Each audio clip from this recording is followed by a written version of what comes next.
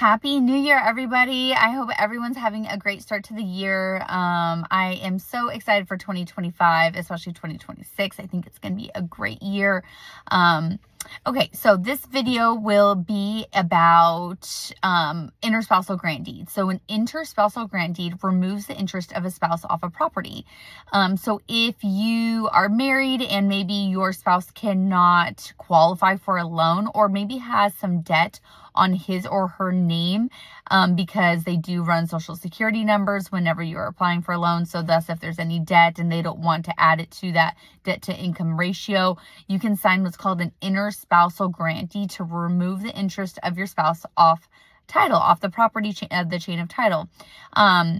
So I would prefer if you are maybe a married man, single woman kind of thing, and you own a property and then you get married and you want to add your spouse onto title. So kind of a reversal of an interspousal grant deed. Remember, anyone who is added onto the chain of title, even if it's for a month, right? So you put someone on there for a month, then you take them off, that back and forth. Anytime somebody's on title, any of their personal liens now attached to the property. So be careful of putting somebody on, but if you want to take off a spousal interest, that is called an interspousal grant deed. It removes the interest of your spouse off of the property. If they were on the property to start with and there was a personal lien that was attached to that person's name while they were on title, that will still need to be paid. Like say you're an escrow or something.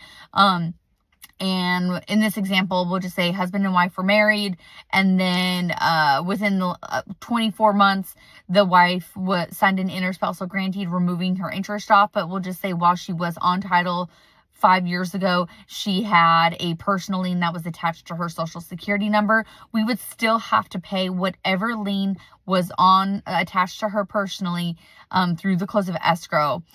So that's why it's very important who you add onto title. So if you are getting married and you want to add somebody to title, please let me run their social security, their last 4 digits, and run what's called a statement of information, just to make sure that there's no personal liens that come up, so it doesn't attach whenever you add them onto title. But if you have questions, give me a call, 619-820-2866.